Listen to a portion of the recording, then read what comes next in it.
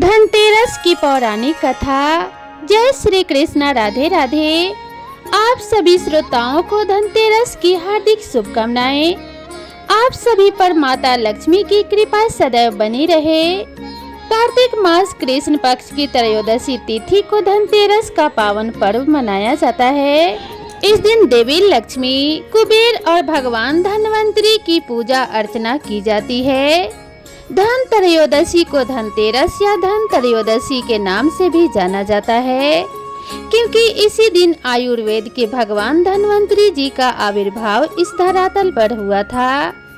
इसीलिए इस दिन को स्वास्थ्य, आरोग्य और सुखकारी के लिए भी अत्यंत महत्वपूर्ण माना गया है। इस दिन भगवान धनवंतरी की पूजा आराधना करनी चाहिए।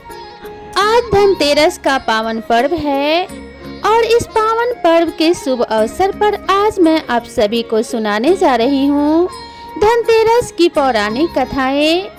इसमें 3 कथाएं प्रमुख हैं, जो अलग अलग रूप और आशीर्वाद को प्रदान करती हैं।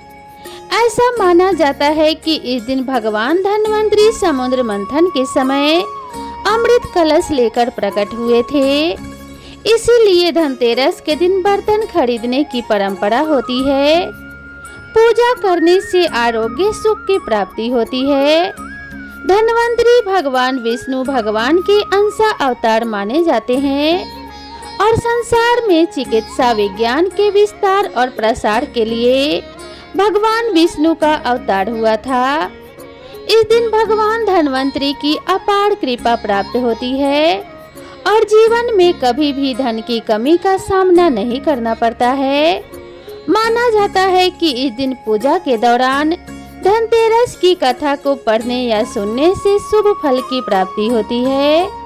जीवन के सभी दुख दूर हो जाते हैं और सुख की कामना रखने वाले भक्तगण कमेंट बॉक्स में जय माता लक्ष्मी जरूर लिखते हुए वीडियो को एक लाइक करके कथा का पूरा रसपान जरूर करें।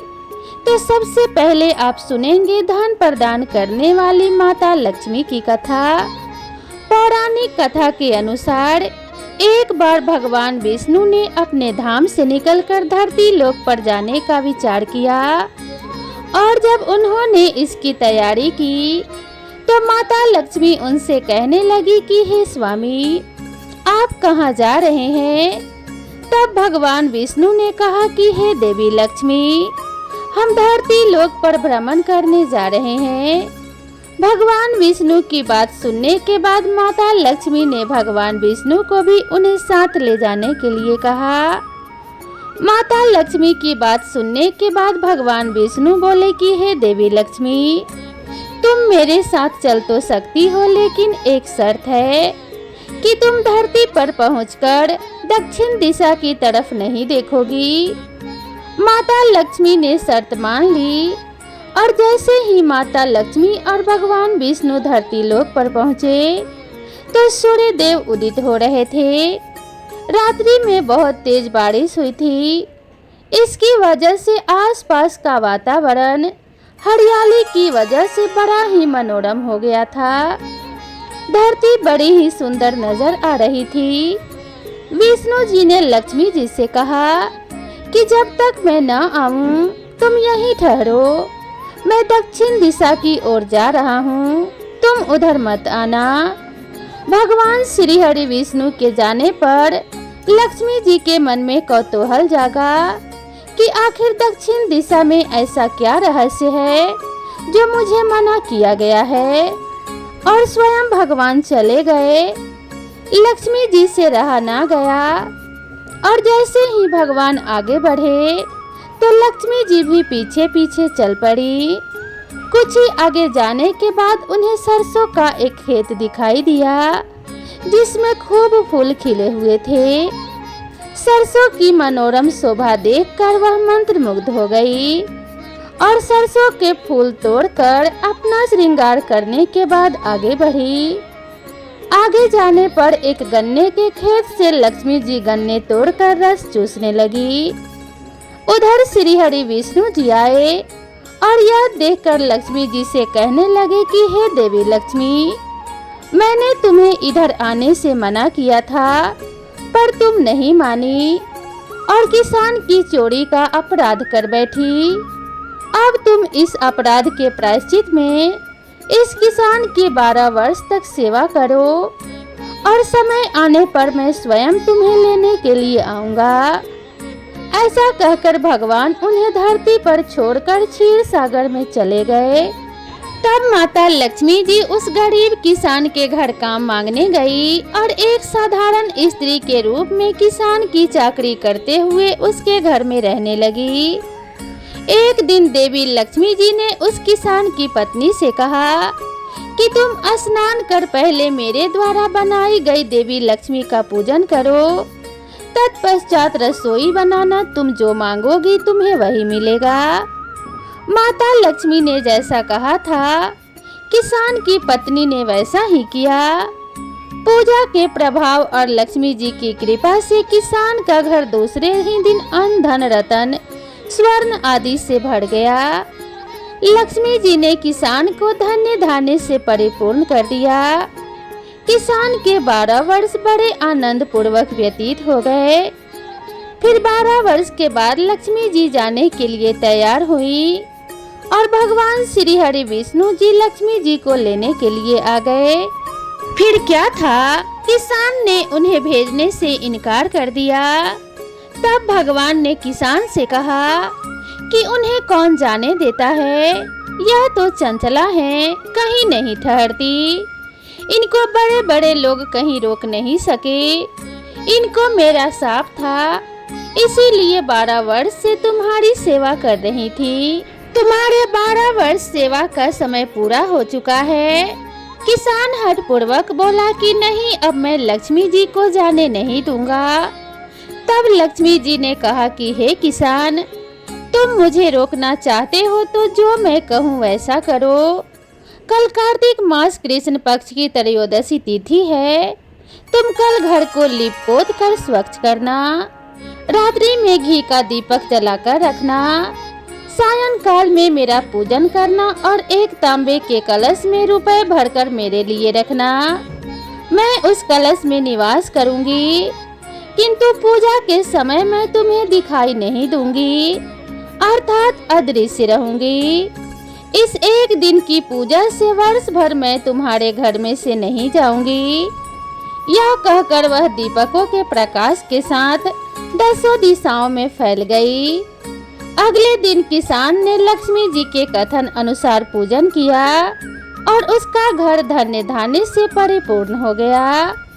उसी समय से हर वर्ष 13 के दिन लक्ष्मी जी की पूजा की जाती है और उनसे सदा के लिए अपने घर में निवास करने की प्रार्थना की जाती है।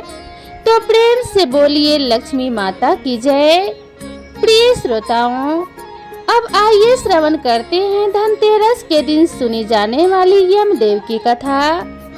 इस कथा को श्रवण करने से अकाल मृत्यु नहीं होती और घर में धन्य धान्य की कमी नहीं पड़ती। पौराणिक कथा के अनुसार एक बार यमराज ने यमदूतों से पूछा कि तुम लोग अनंत काल से प्राणियों के शरीर से प्राण का हरण कर निष्प्राण करने का दुखदायी कार्य कर रहे हो। प्राणियों को मृत्यु की गोद में सुलाते समय क्या तुम्हारे मन में कभी दया का भाव नहीं आता? यदि कभी ऐसा हुआ है तो मुझसे कहो, आज मैं तुम्हारी पीड़ा सुनने को उत्सुक हूँ।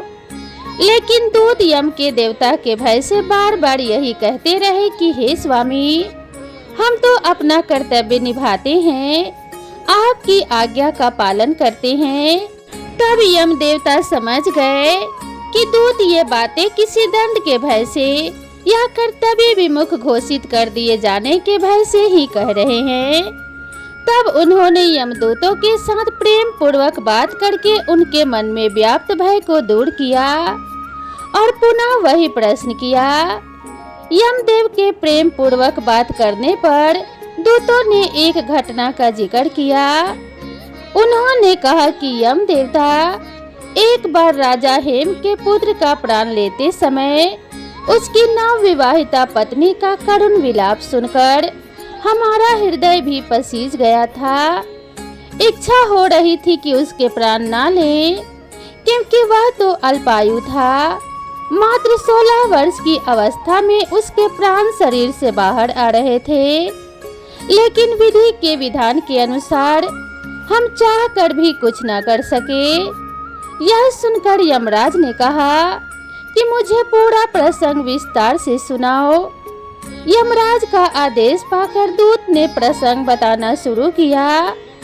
उसने बताया कि एक बार हंस नामक एक प्रतापी राजा शिकार के लिए वन में निकले और भटकते हुए दूसरे राजा हेमराज के राज्य में पहुंच गए।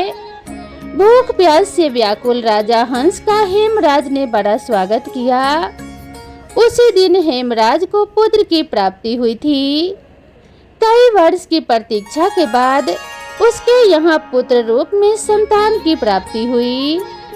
तो इस मौके पर उत्सव का आयोजन किया गया था, जहाँ एक परंपरा के अनुसार ज्योतिषी को भी बुलाया गया था, जिन्होंने यह भविष्यवाणी की कि हे राजन, अपने पुत्र का विवाह मत करना, क्योंकि विवाह के चौथे दिन ही सर्प के काटने से इसकी अकाल मृत्यु हो जाएगी। यह सुनते ही सारा राज्य शोक में डूब गया। अतिथि के रूप में वहां उपस्थित राजा हंस को भी बहुत शोक हुआ। उसने हेमराज को सांत्वना देते हुए कहा कि महाराज, आप चिंता ना करें, मैं राजकुमार के प्राणों की रक्षा करूंगा। अपने वचन का निर्वाह करने के लिए राजा हंस ने यमुना तट पर एक ऐसे किले का निर्माण कराया जिसमें बिना अनुमति के तो पवन भी प्रवेश नहीं कर सकती थी।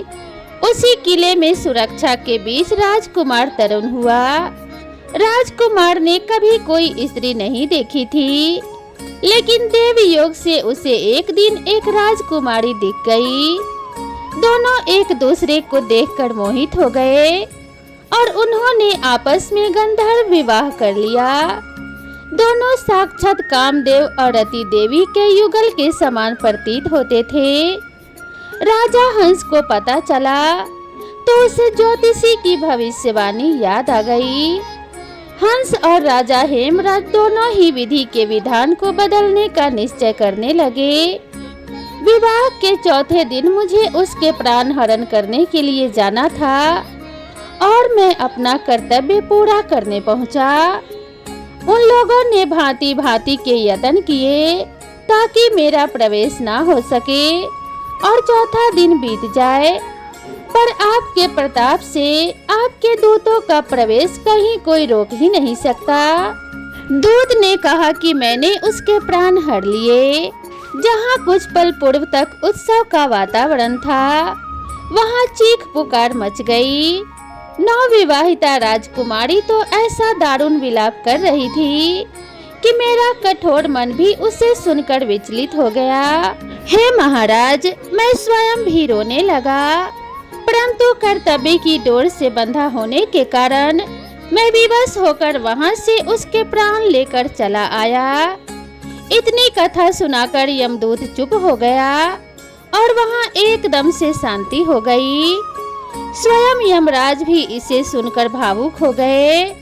कुछ देर चुप रहने के बाद यमदेव बोले, तुम्हारी इस करुण कथा को सुनकर तो मैं भी विचलित हो गया हूँ, पर क्या करूँ? विधाता ने मुझे यही उत्तरदायित्व सौंपा है।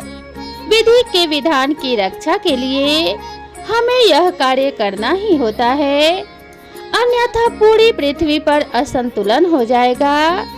यह सुनकर दूत ने साहस करके पूछा कि हे महाराज, आपकी बात तो सर्वथा सत्य है।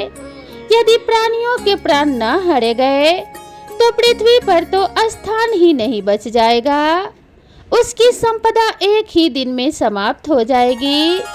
परंतु हे महाराज, क्या यह नहीं हो सकता कि किसी के भी प्राण असमय न लिए जाएं?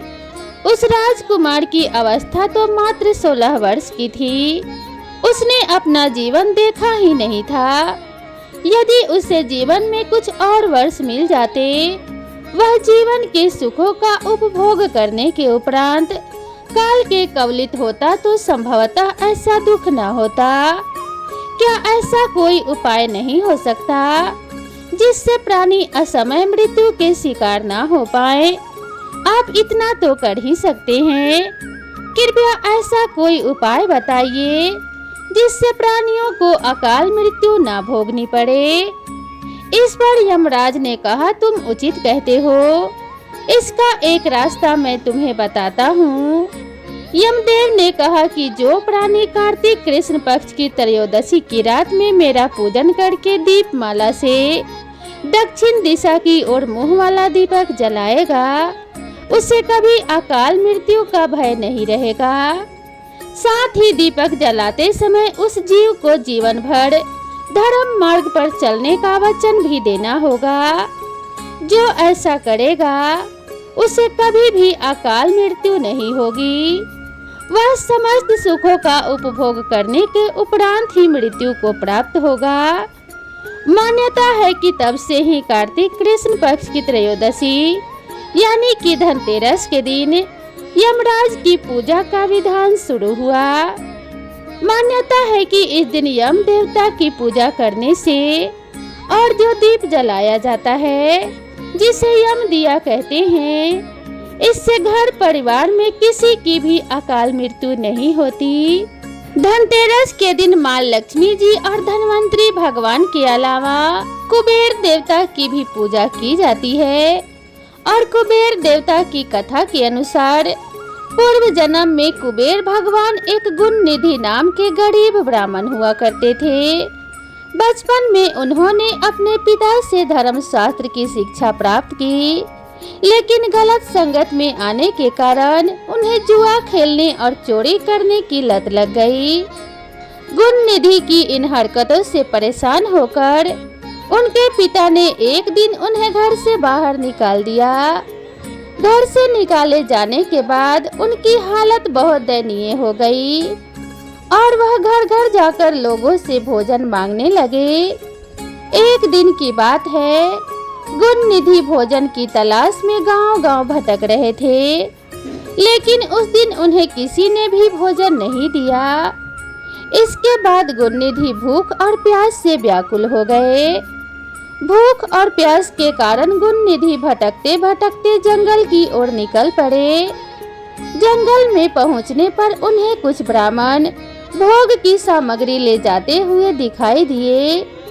भोग की सामग्री को देखकर गुण निधि की भूख और भी ज्यादा बढ़ गई और खाने के लालच में वह ब्राह्मणों के पीछे पीछे चल दिए।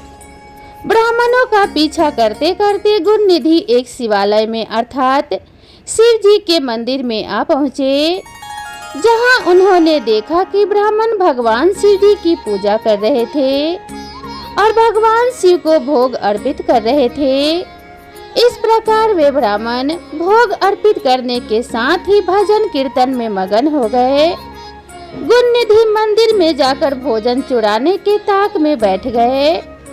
उन्हें भोजन चुराने का मौका रात में तब मिला जब भजन कीर्तन समाप्त कर सभी ब्राह्मण सो गए थे। तब गुण निधि चुपके चुपके दबे पांव भगवान शिव की प्रतिमा के पास जा पहुँचे, लेकिन वहां पर तो इतना अंधेरा था कि उन्हें कुछ भी नजर नहीं आया।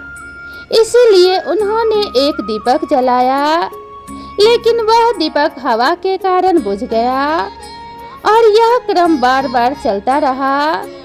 थोड़ी ही देर में गुण निधि वहां से भोग प्रसाद चुराकर भागने की कोशिश करने लगे। भागते समय एक ब्राह्मण ने उन्हें देख लिया और चोर चोर कहकर चिल्लाने लगा। गुण निधि वहां से जान बचाकर भाग निकले, लेकिन वह नगर के रक्षकों का निशाना बन गए।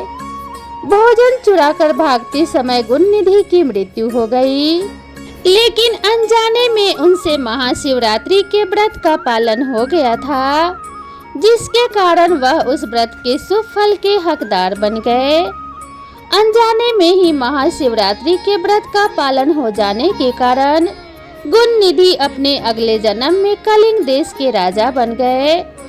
अपने इस जन्म में गुण निधि भगवान शिव के परम भक्त हुए।